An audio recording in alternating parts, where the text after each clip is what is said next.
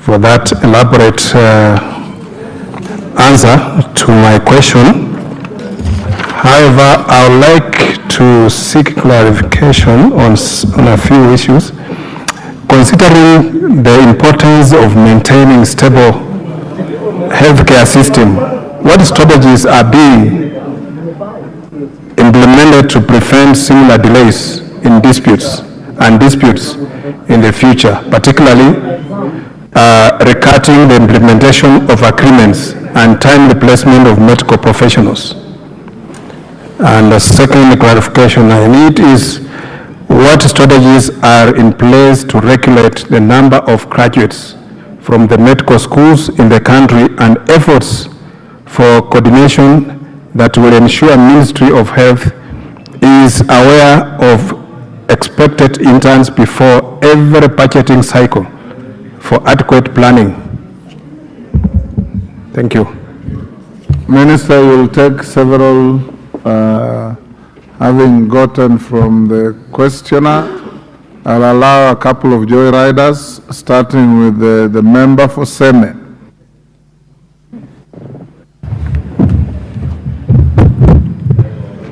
Thank you, Mr. Speaker. I would have liked to do more than being a joyrider, but this, as we know, the whole week I've been trying that, but I'll take what is available. Mr. Speaker, the issue is that the interns have been posted. And that's what we are told. But what we know, not all interns have reported. And then that brings to me the issue that I would like a clarification from the minister. When we use the word intern, who are we talking about? There are various cadres within the ministry, and they do different internship. Now, there are also generally in the country the term internship which is used in industry. Do we have a clear clarification of who these are? And why I ask that question, Mr. Speaker, is this. We have some interns who are now employed. Now we have interns who are now going to get stipends. If we understand it, the difference between somebody who is earning a salary and somebody who is given a stipend is that the person who is being given a stipend is not employed, but is being given some support. By definition, an intern is actually a doctor who is starting work. He or she has graduated, has taken the Hippocratic Oath, has actually been given an interim license, and when they are on duty in hospitals where they are, the structure in those hospitals will normally be, amongst the doctors, there's a first on call, who is always the intern, there's a second on call, and there's a third on call. And at all these levels, people call on the next level if they reach their limit of ability. And many, many times in many situations, interns will actually see patients right through to discharge and they go home. So when we are now talking of stipend, are we saying these people are not employed? So you will then have two, one on a full salary of what we are talking of 200,000 and one on the salary of 90,000, working side by side doing the same thing. How will that work? And is that good for peace in the industry? Because of your tremendous interest on the matter, can you now ask the question? You've been making a speech. Mr. Speaker, all these are questions. When we talk of insurance, when we talk of insurance, the minister said the insurance has been paid at national level. What that means is there are some doctors at county level that do not have an insurance. And that actually is the status. Why is it not that we use the coordination mechanisms within the government provided in the Constitution so that health workers, not just doctors, have similar conditions of work across, because that is provided for, and that is one of the reasons that is giving us problems. Mr. Speaker, the next one is the postgraduate doctor. And why I'm asking this question, this is a problem that has been there, it is in the strike now. I've said in our committee, and we have put this, and I want to ask the minister if this can help this country.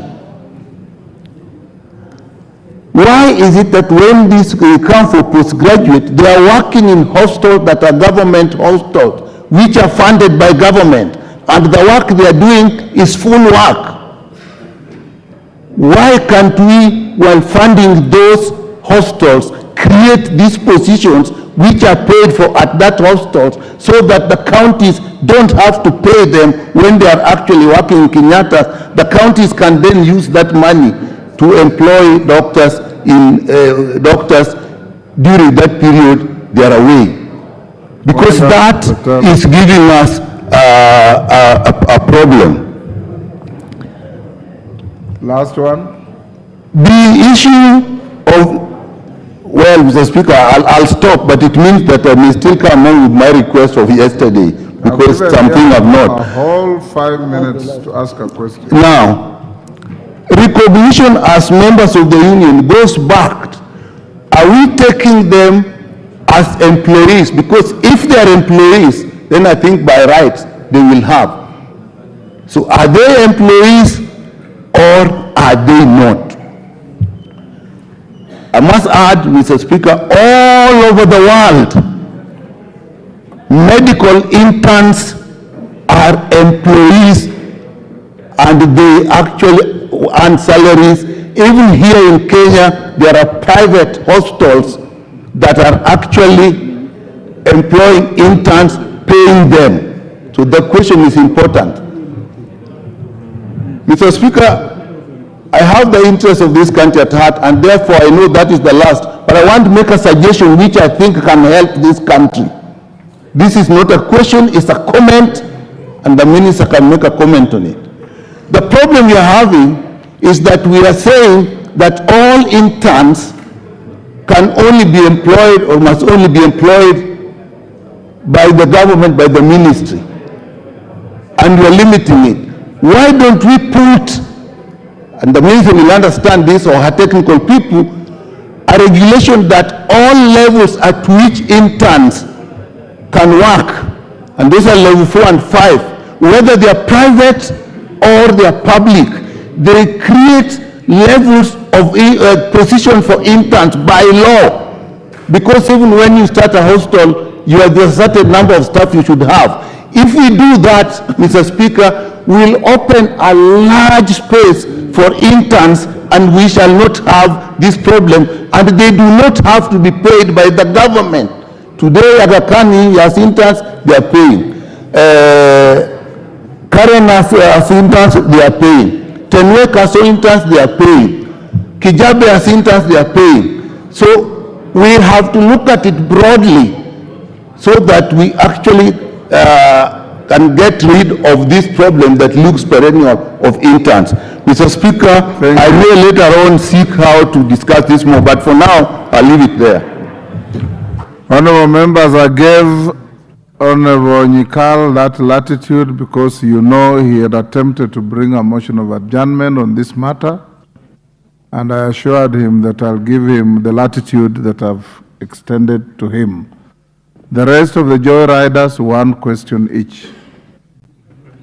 Mishimbogo. Thank you, Honorable Speaker. Honorable Speaker, I just want to put a question to our CS, and the question is about what is the gross salary and the net salary for the intern? Is it true that it was reduced by 91%? Thank you, Honorable Speaker. We'll take more. Waziri, Junet Mohammed. Thank you, Mr. Speaker. Speaker, I would like to ask a supplementary question. First, I don't understand which law this whole government nation is anchored on.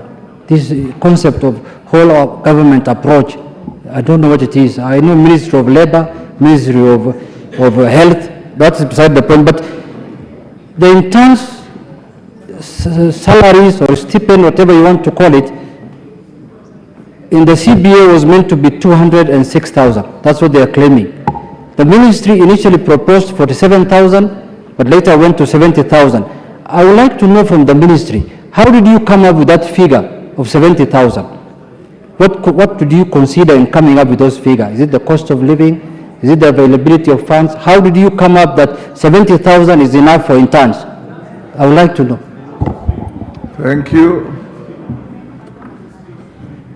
Yes, I'll give to Mama Zamzam. Asante sana Mheshimiwa Spika. Swali moja tu. Namuuliza waziri, nimsikia akisema kuwa amewapa madaktari mambo yao kutatuliwa mpaka Julai. Nataka nimuulize, kuna yule mama ambaye ni mjamzito na mtoto amefika wakati wake wa kuzaliwa, anahitaji daktari kumsaidia. Huyu mtoto yeye amempangia kitu gani na kwa nini ameondoa linda mama ambaye asaidia kina mama? Asante. Mwenje. Minister, record all those. I'll give you. Thank you, Honorable Speaker. Honorable Speaker, during this time where the doctors and the interns are on strike, I'd like the Cabinet Secretary to tell Kenyans directly, especially women who are expectant, where can they obtain services? This is an issue, Honorable Speaker. All members of Parliament are being contacted by their constituents, and because of the shortage of doctors, what options do Kenyans have during this difficult time? Thank you, Honorable Speaker. Thank you. John Badi. Mutauliza tu. Thank you, Mr. Speaker. And I want to thank the Cabinet Secretary for a detailed answer or response to this question. But I just want to ask one straight question. The CS has indicated clearly that she has been asked by the Treasury to rationalize the budget of the ministry. What is the CS doing in that exercise of rationalization of the budget? Because a lot of money is spent on services which ordinarily should be devolved. Yet, important assignments for the national government, like this case of intern doctors, is given lip service. So what are you doing? Can you state to this House and to the people of Kenya specifically what you are doing in terms of rationalizing the budget of the ministry? Thank you, Mr. Speaker. The member next to Mishi, you are very far, I can't. That is Ken Chonga. Let him use Ben Chonga. Yes. Yes, Mheshimiwa. Thank you, Mr. Speaker. I would like to know from Madam Waziri. She said that the CBA of 2017 expired and they're working on the current CBA. But what measure is the ministry taking to avert any more strikes? Because it is like before the doctors are given whatever they have agreed in the CBA, a strike might follow. And so many people are suffering, people are dying. There is total chaos in the history of the health industry. What measures is the ministry taking to ensure that we no longer undergo a similar situation again? Thank you. TJ Kajwang. After that, Waziri, you can answer. Thank you, Mr. We'll Speaker. do another round. Mr. Speaker, you know, you and I, we have the misfortune of, we can only be patients, not like my brother here who can be a doctor. We can only be patients. But I pray that you and I, we do not go to hospital around this time when things are still not very stable. Mr. Speaker, my question is two. One, Madam Minister, are you lying to this House? That is unparliamentary language. Withdraw. Are you misleading this House? I withdraw. Are you misleading this House? Because the reason you came to this House, according to the question that was asked, was majorly to show us the level of implementation of the CBA.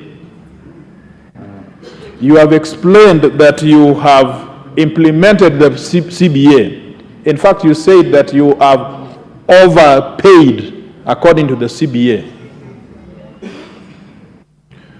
But the truth, or what we have, the information we have from our constituents is different. She said a few doctors have been overpaid. Yes, a few doctors That's a general term. have been overpaid. Yes.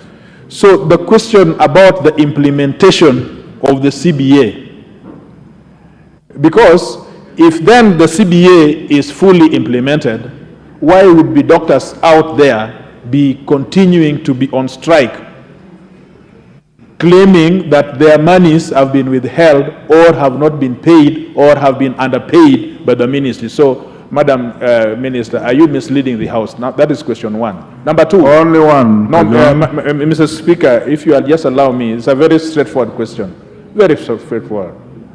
Why are you not working on the return to work formula?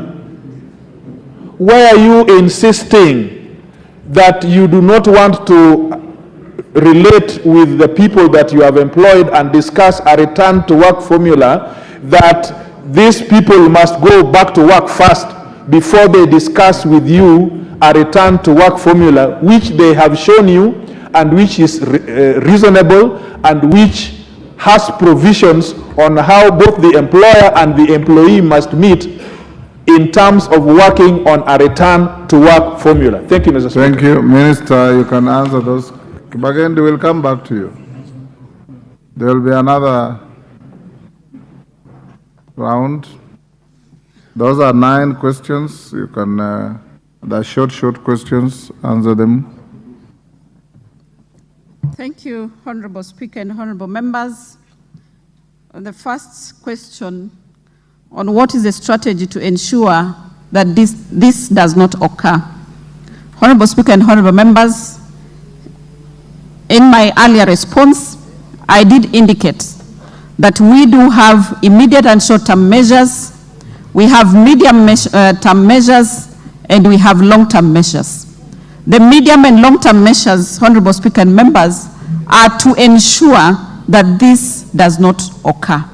And this includes development of policies.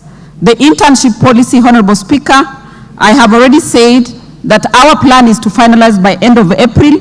We have already done internal stakeholder validation. Next week, we shall be going to external stakeholder validation, and by the end of April, this policy shall be taken to Cabinet for consideration, and after that, it shall be brought to this House. Honorable Speaker and members, those are some of the strategies that we have put in place to ensure that this does not recur. Strategies to ensure coordination between the Ministry of Education and Ministry of Health. During this crisis period, Honorable Speaker and members, we have met together with my colleague, the Cabinet Secretary for Education, and we have put together a joint committee that includes the Commission of University Education, the Kenya Medical Practitioner and Dentist Council, COOPS, that is the one that admits students, the universities, and we have given them a timeline of 1 month to be able to look through what is it that is required in terms of production, in terms of the available facilities for training, and what we need to do to ensure that then we are training enough numbers that we are able to cater for. Honorable Speaker and honorable members, many years ago, it was only one university that was training medical officers, medical doctors in this country. As we speak now, we have 8 universities, 5 of them public and 3 private.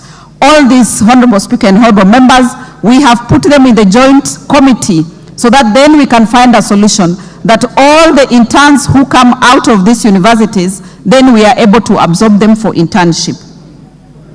From Honorable Nyikal, Honorable Speaker and Honorable members, Honorable Nyikal is a member of the Health Committee, and on many occasions, I do refer to him on these matters. The issues that he has raised regarding the cadres that need internship. As a ministry, we have a total of 32 cadres, different cadres, all of them seeking recognition, all of them seeking to be paid for internship. But however, from this, only the medical officers, the pharmacists, the dentists, the degree nursing, degree clinical officer, and diploma clinical officers are the ones so far who enjoy stipends. So as the ministry works on the policy that we are working on, we will largely benefit from the wisdom of Honorable Nyikal on what we need to do in terms of recognizing the other cadres and also enhancing the cadres that are already getting the stipend. Medical insurance by national government recognizes all workers, all medical officers who work for national government. Honorable Speaker and honorable members, as we stand here, we very well know that those medical doctors who work for the national government, they work either at the ministry headquarters or they work in one of the referral facilities, the 6 referral facilities that we have. And those are the ones that I am confidently saying that the national government, through the Ministry of Health, has provided them with medical insurance.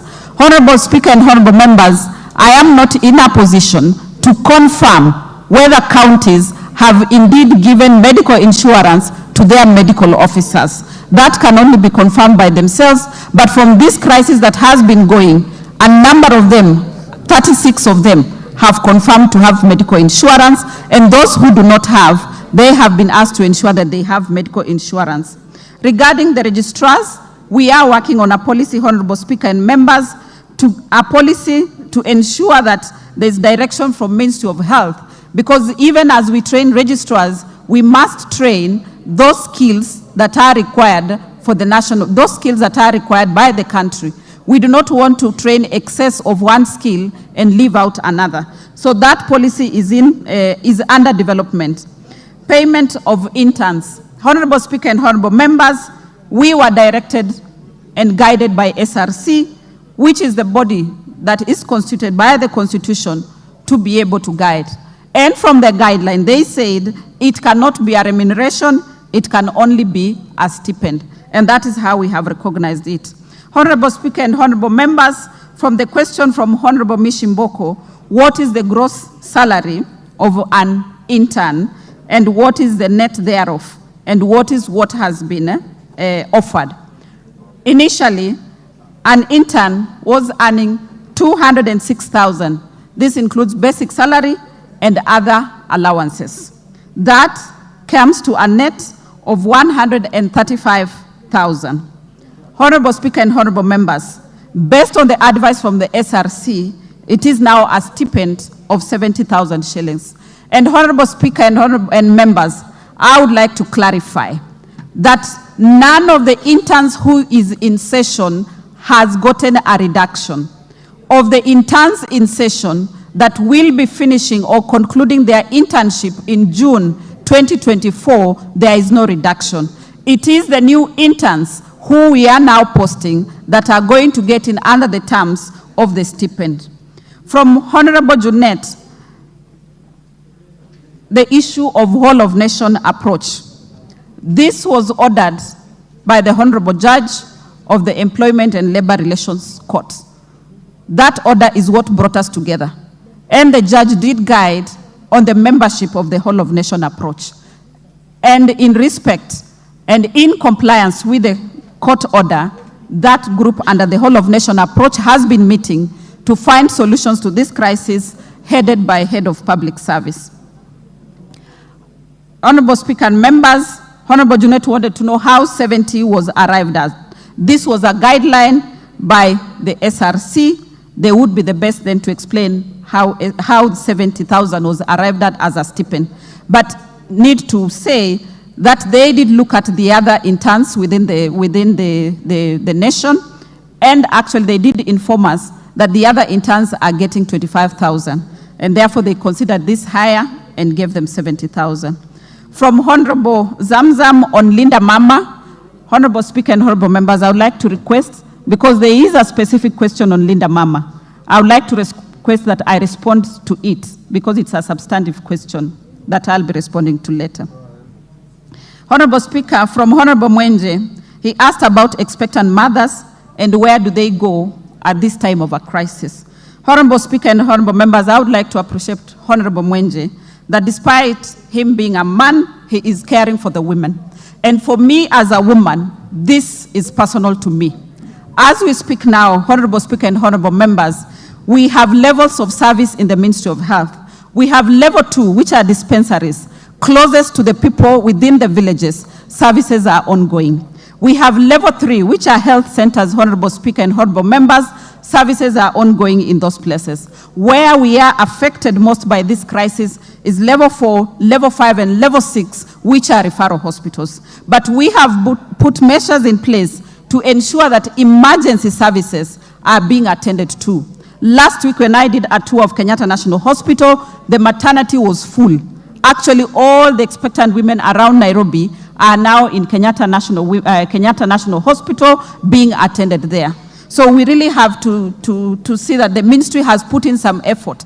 And I also want to thank Honorable Speaker and Honorable Members that despite this crisis, we have very patriotic doctors who are working. We have been able to fill some of the gaps with those doctors who have been able to continue providing services, and I want to thank them tremendously for continuing to provide services to Kenyans. What have we done on rationalization? Honorable Speaker and Honorable Members, after the SRC guidelines. What's your point of order? Mr. Speaker, I don't know whether you listened keenly to the Honorable Minister. The Honorable Minister, Mr. Speaker, has put up a very rosy picture that hospitals are working, Kenyatta Hospital is full, doctors are working, level 4, level 2, level 2. Mr. Speaker, that is not the situation on the ground. Madam Minister, people, there are no hospitals that are working. There are no wards that are full, Madam Minister. We are the people who are from the ground. Just say you are working on how to rectify the matter, but as of now, even the maternity that is full in Kenyatta Hospital, mothers are delivering on their own, or maybe the help of few nurses. Go on, Minister.